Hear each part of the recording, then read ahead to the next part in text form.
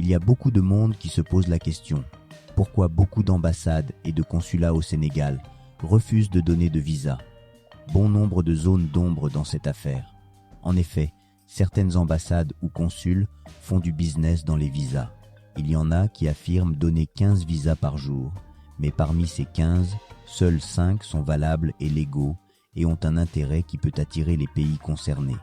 Les 10 restants, ce sont des visas visant à faire du business via un intermédiaire payé entre 3 et 4 millions de CFA, soit 12 000 € pour prendre et organiser les rendez-vous.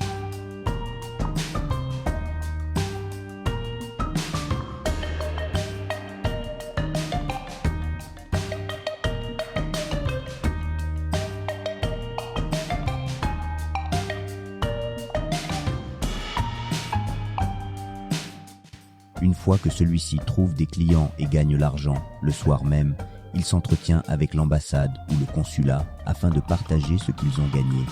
C'est pour cela que ces organisations trouvent intérêt à s'installer en Afrique. C'est là où la corruption est la plus forte.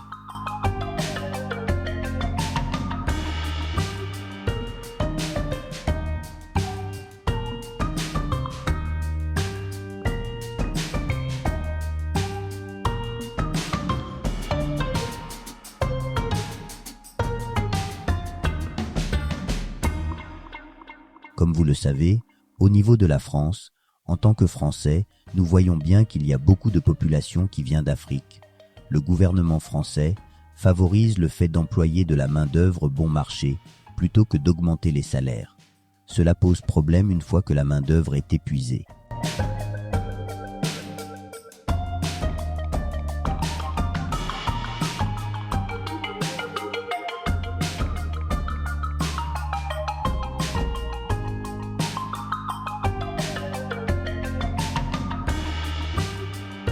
La preuve même à Paris, presque tous les secteurs, les transports publics, les hôpitaux et même les bureaux sont en grande partie occupés par des immigrés. Chaque poste de travail, normalement payé 3 000 €, sera payé la moitié pour les immigrés. Et cela est une mauvaise politique pour la France qui posera un gros problème à l'avenir.